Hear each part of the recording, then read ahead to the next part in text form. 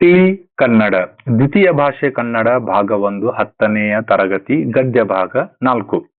ಹಕ್ಕಿಗೂಡುಗಳ ನಿಗೂಢ ಜಗತ್ತು. ಕೆ ಪುಟ್ಟಸ್ವಾಮಿ, ಕೃಪಾಕರ್ ಮತ್ತು ಸೇನಾನಿ. ಅಭ್ಯಾಸ ಪ್ರಶ್ನೋತ್ತರಗಳು. ಭಾಷಾಭ್ಯಾಸ. ಕೃತಿಕಾರರ ಲೇಖಕರ ಪರಿಚಯ. ಕೆ ಪುಟ್ಟಸ್ವಾಮಿ, ಕೃಪಾಕರ್ ಮತ್ತು ಸೇನಾನಿ. BS ಕೃಪಾಕರ್ ಮತ್ತು ಕೆ ಸೇನಾನಿ ಈ ಇಬ್ಬರು ಪರಿಸರ ಮತ್ತು ವನ್ಯ ಜೀವಿಗಳಿಗೆ ಸಂಬಂಧಿಸಿದಂತೆ ಸಾಕ್ಷಿಚಿತ್ರ, ಛಾಯಾಗ್ರಹಣ ಹಾಗೂ ಸಾಹಿತ್ಯದ ಮೂಲಕ ಹೆಚ್ಚು ಚಿರಪರಿಚಿತರಾಗಿದ್ದಾರೆ. ಇವರು ಇಂಗ್ಲಿಷ್ನಲ್ಲಿ a walk on the wild side, valley of bamboos and forgotten villages ಮುಂತಾದ ಕೃತಿಗಳನ್ನು ಮತ್ತು ಶ್ರೀ ಕೆ ಪುಟ್ಟಸ್ವಾಮಿ ಇವರ ಜೊತೆಗೂಡಿ ಜೀವಜಾಲ ಕೃತಿಯನ್ನು ರಚಿಸಿದ್ದಾರೆ. ಇವರು ತಯಾರಿಸಿದ ದಿ ಪ್ಯಾಕ್ ಸಾಕ್ಷಿಚಿತ್ರಕ್ಕೆ ಪ್ರತಿಷ್ಠಿತ ಗ್ರೀನ್ ಆಸ್ಕರ್ ಪ್ರಶಸ್ತಿ ದೊರಕಿದೆ. ಪ್ರಸ್ತುತ ಹಕ್ಕಿಗೂಡುಗಳ ನಿಗೂಢ ಜಗತ್ತು ಲೇಖನವನ್ನು ಜೀವಜಾಲ ಕೃತಿಯಿಂದ ಆರಿಸಲಾಗಿದೆ. ಸಂಕ್ಷಿಪ್ತ ಸಾರಾಂಶ. ವಂಶಾಭಿವೃದ್ಧಿ ಎಲ್ಲ ಜೀವಿಗಳಲ್ಲಿ ಸಹಜವಾಗಿದ್ದು, ಪ್ರತಿಯೊಂದು ಜೀವಿಯು ಸಂತಾನೋತ್ಪತ್ತಿಯು ಲಕ್ಷಾಂತರ ವರ್ಷಗಳ ವಿಕಾಸ ಪಥದ ಫಲವಾಗಿದೆ. ಬೆನ್ನು ಮೂಳೆಯ ಪ್ರಾಣಿಗಳಲ್ಲಿ ಕೆಲವು ಮೊಟ್ಟೆ ಇಡುತ್ತವೆ, ಇತರೆಗಳು ತಮ್ಮ ಸಂತಾನವನ್ನು ಬೆಳೆಸುತ್ತಾರೆ. ಹಕ್ಕಿಗಳು ಮತ್ತು ಸಸ್ತನಿಗಳು ತಮ್ಮ ಸಂತಾನಕ್ಕೆ ಭಾವನಾತ್ಮಕ ನಂಟು ಹಾಗೂ ಪೋಷಣೆ ನೀಡುತ್ತವೆ. ಹಕ್ಕಿಗಳು ಗೂಡುಗಳನ್ನು ಕಟ್ಟುವುದು ರಕ್ಷಣೆಗಾಗಿ ಹಾಗೂ ತಮ್ಮ ಮೊಟ್ಟೆ ಮತ್ತು ಮರಿಗಳನ್ನು ಉಷ್ಣತೆಯಲ್ಲಿ ಕಾಯಲು. ಗೂಡು ಮಕ್ಕಳಿಗೆ ಶಾಲೆಯಂತಿದ್ದು, ಹಕ್ಕಿಗಳು ಸ್ಪರ್ಶವು ಮನುಷ್ಯನಿಗೆ ಸ್ಪರ್ಶದ ಮಹತ್ವವನ್ನು ಬೋಧಿಸುತ್ತದೆ.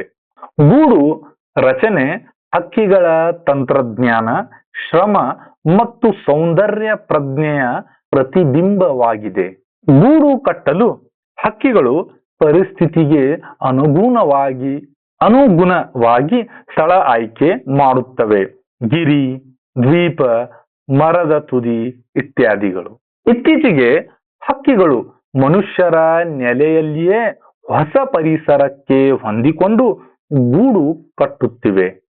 ಕೆಲವು ಹಕ್ಕಿಗಳು ಗೂಡಿಗೆ ಆಕರ್ಷಕ ವಸ್ತುಗಳನ್ನು ತಂದು ಅಲಂಕರಿಸುತ್ತವೆ.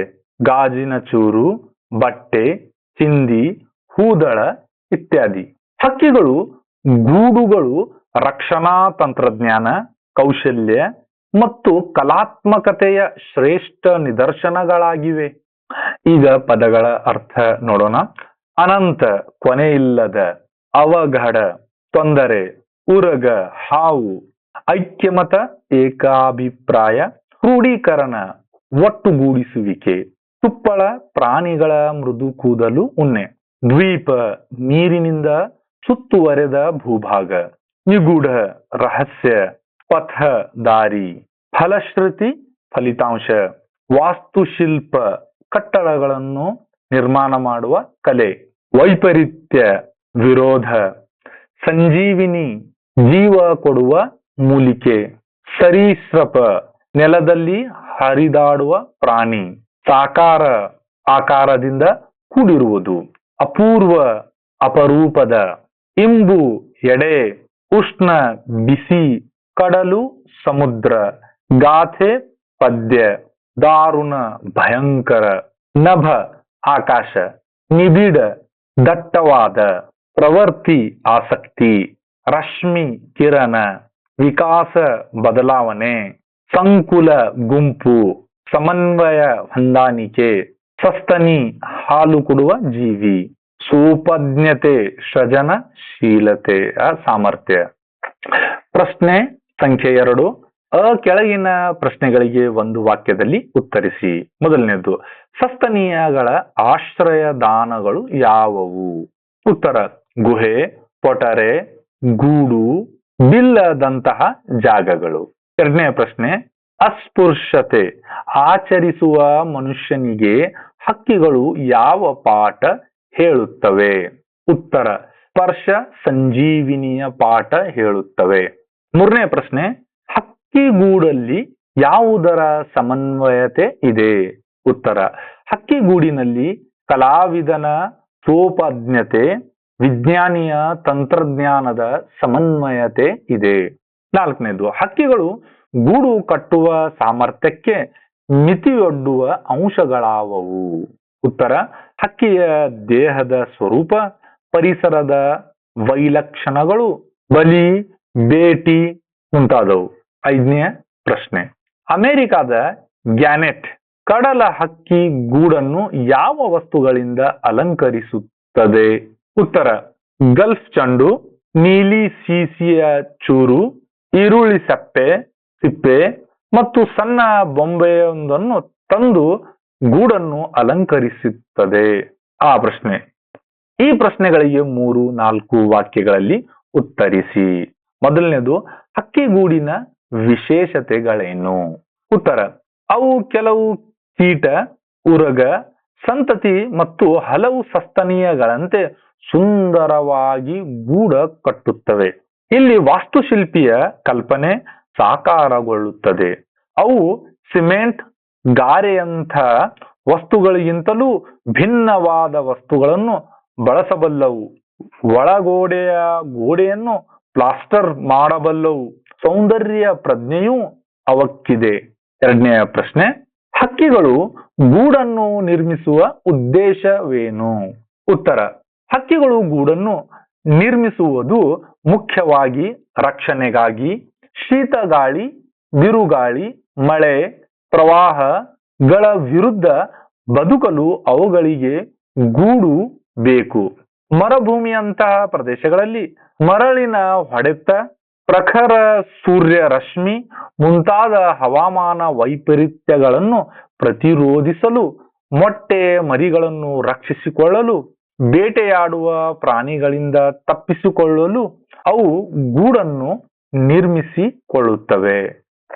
3ನೇ ಪ್ರಶ್ನೆ, ಹಕ್ಕಿಗಳು ಗೂಡನ್ನು ಎಲ್ಲೆಲ್ಲಿ ಕಟ್ಟಬಲ್ಲವು? ಉತ್ತರ ಹಕ್ಕಿಗಳು ತಮಗಿರುವ ಅಪೂರ್ವ ಹಾರಾಟ ಶಕ್ತಿಯಿಂದ ಎಲ್ಲೆಂದರಲ್ಲಿ ಗೂಡು ನಿರ್ಮಿಸಬಹುದಾದ ಅನಂತ ಅವಕಾಶಗಳನ್ನು ಪಡೆದಿವೆ. ಸಾಗರದ ದ್ವೀಪ, ಗಿರಿ ಶಿಖರಗಳ ನೆತ್ತಿ, ಮನುಷ್ಯ ಪ್ರವೇಶಿಸಲಾರದ ದಟ್ಟ ಕಾಡು, ಸೂರ್ಯನ ಬೆಳಕು, ನುಗ್ಗದ ಕಗ್ಗತ್ತಲಿನ ಕಣಿವೆ, ಶೀತಲ ದ್ರವ ಪ್ರದೇಶ, ಹೀಗೆ ಎಲ್ಲೆಲ್ಲೂ ಹಕ್ಕಿಗಳು ಗೂಡನ್ನು ಕಟ್ಟಬಲ್ಲವು. 4ನೇ ಪ್ರಶ್ನೆ, ಹಕ್ಕಿಗಳು ಬದಲಾದ ಪರಿಸರಕ್ಕೆ ಹೊಂದಿಕೊಂಡು ಗೂಡು ಕಟ್ಟುವುದಕ್ಕೆ ಲೇಖಕರು ಯಾವ ಉದಾಹರಣೆಯನ್ನು ನೀಡುತ್ತಾರೆ? ಉತ್ತರ ಹಕ್ಕಿಗಳು ಬದಲಾವಣೆಗೆ ಸಮರ್ಥವಾಗಿ ಹೊಂದಿಕೊಳ್ಳುತ್ತವೆ.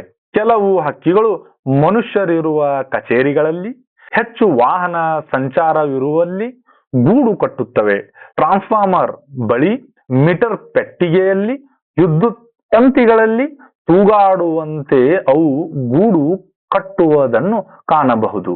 5ನೇ ಪ್ರಶ್ನೆ, ನೀಲಿ ಸಾಮ್ರಾಟ್ ಹಾಗೂ ಸಗದಕ್ಕಿ ಗೂಡುಗಳ ವಿಶೇಷತೆಗಳೇನು? ಉತ್ತರ ನೀಲಿ ಸಾಮ್ರಾಟ್ ಮತ್ತು ಸಗದಕ್ಕಿಗಳು ಕಟ್ಟುವ ಗೂಡುಗಳನ್ನು ತುಂಬಾ ಸುಂದರವಾಗಿ ಅಲಂಕರಿಸುತ್ತವೆ.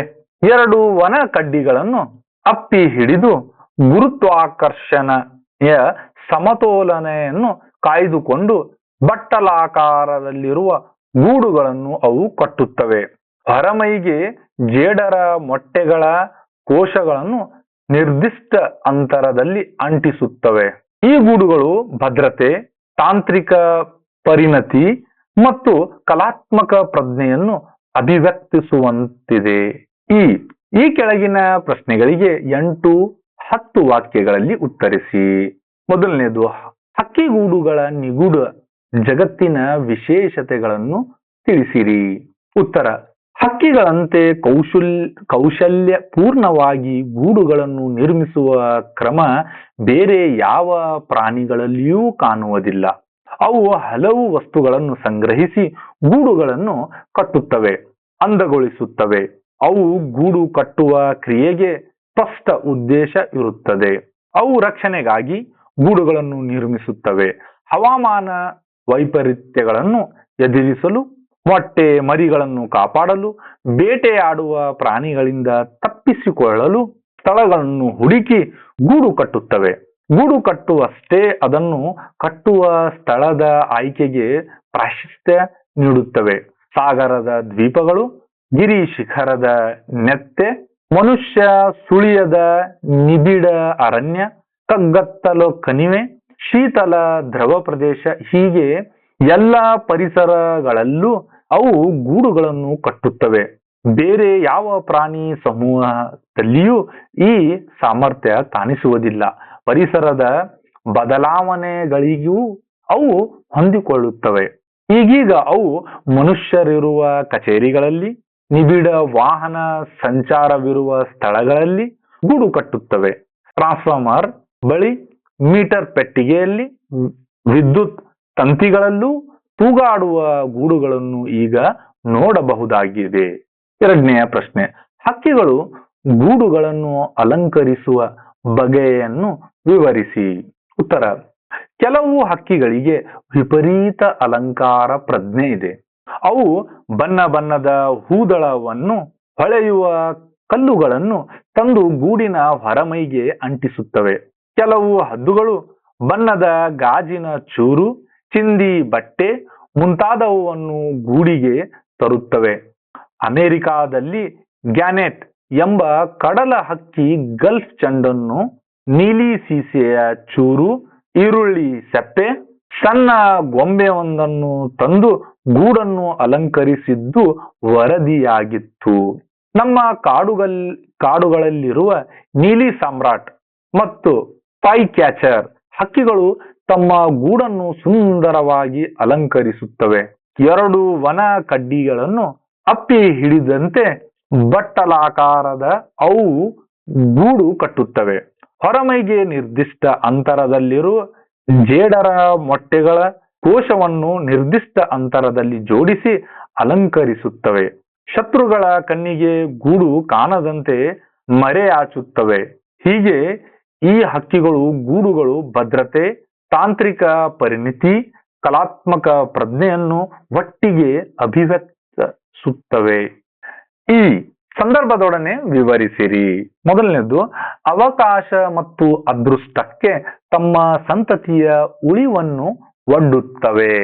ಆಯ್ಕೆ: ಈ ವಾಕ್ಯವನ್ನು ಬಿ.ಎಸ್. ಕೃಪಾಕರ್ ಮತ್ತು ಕೆ. ಸೇನಾನಿ ಅವರು ಬರೆದಿರುವ ಜೀವಜಾಲ ಎಂಬ ಕೃತಿಯಿಂದ ಆಯ್ದ ಹಕ್ಕಿಗೂಡುಗಳ ನಿಗೂಢ ಜಗತ್ತು ಎಂಬ ಗದ್ಯ ಭಾಗದಿಂದ ಆರಿಸಲಾಗಿದೆ. ಸಂದರ್ಭ ನೋಡೋಣ.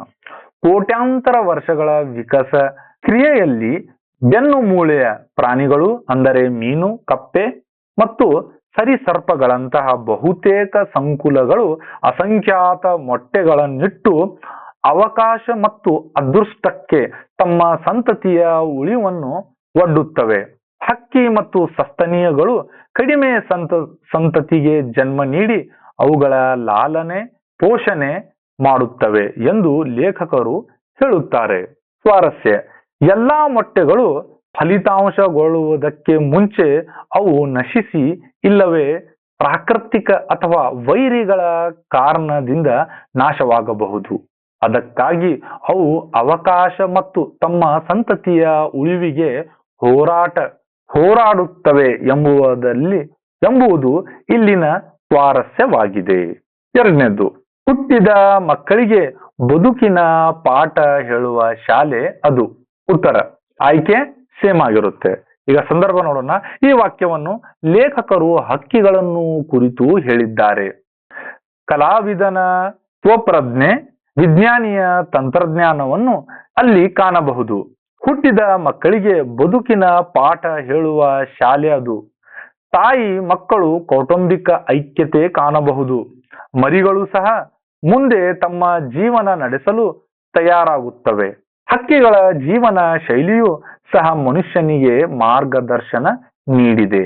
ಸ್ವಾರಸ್ಯ: ತಾಯಿ ಮಕ್ಕಳ ಕೌಟುಂಬಿಕ ಐಕ್ಯಮತಕ್ಕೂ ಗೂಡು ಇಂಬಾಗುತ್ತದೆ ಎಂಬ ಲೇಖಕರ ನುಡಿಯು ಇಲ್ಲಿನ ಸ್ವಾರಸ್ಯವಾಗಿದೆ. ನೆಕ್ಸ್ಟ್ ಮೂರನೇದು, ಇಲ್ಲಿ ವಾಸ್ತುಶಿಲ್ಪಿಯ ಕಲ್ಪನೆ ಸಾಕಾರಗೊಳ್ಳುತ್ತದೆ. ಆಯ್ಕೆ ಸೇಮ್ ಆಗಿರುತ್ತೆ. ಸಂದರ್ಭ ನೋಡೋಣ. ಈ ವಾಕ್ಯವನ್ನು ಲೇಖಕರು ಹಕ್ಕಿಗಳನ್ನು ಕುರಿತು ಹೇಳಿದ್ದಾರೆ. ಒಳಗೋಡೆಯನ್ನು ಪ್ಲಾಸ್ಟರ್ ಮಾಡಬಲ್ಲವು, ತನ್ನ ಗೂಡನ್ನು ಸೌಂದರ್ಯಗೊಳಿಸುವ ಮತ್ತು ವಾಸ್ತುಶಿಲ್ಪಿಯ ಕಲ್ಪನೆಗೂ ಮೀರಿ ತನ್ನ ಗೂಡನ್ನು ನಿರ್ಮಿಸಿಕೊಳ್ಳುತ್ತವೆ. ನೈಸರ್ಗಿಕ ವಿಕೋಪಕ್ಕೆ ಶತ್ರುಗಳಿಂದ ರಕ್ಷಿಸಿಕೊಳ್ಳಲು ಸಂತತಿಯ ನಿರ್ವಹಣೆಗೆ ಅವು ಅಪ್ಪಟ ವಾಸ್ತುಶಿಲ್ಪಿಯಂತೆ ಗೂಡನ್ನು ನಿರ್ಮಿಸಿಕೊಳ್ಳುತ್ತವೆ. ಸ್ವಾರಸ್ಯ: ಹಕ್ಕಿಗಳು ತಮಗೆ ವಾಸಿಸಲು ಅನುಕೂಲವಾಗುವಂತೆ, ನೈಸರ್ಗಿಕ ವಿಕೋಪ ಮತ್ತು ಶತ್ರುಗಳಿಂದ ರಕ್ಷಿಸಿಕೊಳ್ಳುವಂತೆ ಹಾಗೂ ಸಂತತಿಯ ನಿರ್ವಹಣೆಗೆ ಅಪ್ಪಟ ವಾಸ್ತುಶಿಲ್ಪಿಯಂತೆ ತಮ್ಮ ಗೂಡನ್ನು ನಿರ್ಮಿಸಿಕೊಳ್ಳುತ್ತವೆ ಎಂಬುದು ಇಲ್ಲಿನ ಸ್ವಾರಸ್ಯವಾಗಿದೆ. 4ನೇದು, ಹಕ್ಕಿಗಳಿಗೆ ವಿಪರೀತ ಅಲಂಕಾರ ಪ್ರಜ್ಞೆ ಇದೆ. ಉತ್ತರ ಆಯ್ಕೆ ಸೇಮ್ ಇರುತ್ತೆ. ಸಂದರ್ಭ ನೋಡೋಣ. ಈ ವಾಕ್ಯವನ್ನು ಲೇಖಕರು ಹಕ್ಕಿಗಳನ್ನು ಕುರಿತು ಹೇಳಿದ್ದಾರೆ. ಕೆಲವು ಹಕ್ಕಿಗಳಿಗೆ ವಿಪರೀತ ಅಲಂಕಾರ ಪ್ರಜ್ಞೆ ಇದೆ. ಅವು ವರ್ಣಮಯ ಹೂದಳಗವನ್ನು ಅಥವಾ ಹೊಳೆಯುವ ಕಲ್ಲುಗಳನ್ನು ಹೆಕ್ಕಿ ತಂದು ಹೊರಮೈಗೆ ಅಂಟಿಸುತ್ತವೆ. ಕೆಲವು ಹದ್ದುಗಳಂತೂ ಬಣ್ಣದ ಗಾಜಿನ ಚೂರು, ಬಟ್ಟೆಯ ಚಿಂದಿ ಮುಂತಾದವುಗಳನ್ನು ಗೂಡಿಗೆ ತಂದು ಅಲಂಕರಿಸುತ್ತವೆ ಎಂದು ಲೇಖಕರು ಹೇಳುತ್ತಾರೆ. ಸ್ವಾರಸ್ಯ: ತಾಂತ್ರಿಕ ಪರಿಣಿತಿ ಮತ್ತು ಕಲಾತ್ಮಕ ಪ್ರಜ್ಞೆಯಿಂದ ಹಕ್ಕಿಗಳು ಗೂಡನ್ನು ನಿರ್ಮಿಸಿಕೊಳ್ಳುವ ಎಂಬ ಲೇಖಕರ ನುಡಿಯು ಇಲ್ಲಿನ ಸ್ವಾರಸ್ಯವಾಗಿದೆ. ಈಗ ಮುಖ್ಯ ಪ್ರಶ್ನೆ 3, ಭಾಷಾಭ್ಯಾಸ. ಈ ಕೆಳಗಿನ ಸಂಧಿ ಪದಗಳನ್ನು ಬಿಡಿಸಿ ಸಂಧಿಯ ಹೆಸರನ್ನು ಬರೆಯಿರಿ. ಆರಿದಾವೆ, ಡೀಟೇಲ್ಸ್ ಕೊಟ್ಟಿದೆ. ಈ ಕೆಳಗಿನ ಪದಗಳನ್ನು ಸ್ವಂತ ವಾಕ್ಯದಲ್ಲಿ ಬಳಸಿ ಬರೆಯಿರಿ. ಒಟ್ಟು 8 ಸ್ವಾಪೋಜ್ಞಾತೆ, ಅವಘಡ, ಸಂಜೀವಿನಿ, ಸಮನ್ವಯ, ಅಪೂರ್ವ, ಐಕ್ಯಮತ, ಅಲಂಕಾರ, ನಿಗೂಢ. ನೆಕ್ಸ್ಟ್ ಈ ಕೆಳಗಿನ ಪದಗಳಿಗೆ ವಿರುದ್ಧಾರ್ಥಕ ಪದಗಳನ್ನು ಬರೆಯಿರಿ. ಅದೇ ರೀತಿ ಈ ಕೆಳಗಿನ ಪದಗಳಿಗೆ ತತ್ಸಮ ತದ್ಭವ ರೂಪವನ್ನು ಬರೆಯಿರಿ. ಈ ಕೆಳಗಿನ ಹೇಳಿಕೆಯನ್ನು ವಿಸ್ತರಿಸಿ ಬರೆಯಿರಿ. ಹಕ್ಕಿಗಳಿಗೆ ಗೂಡು, ಮಕ್ಕಳಿಗೆ ತಾಯಿ. Second slide.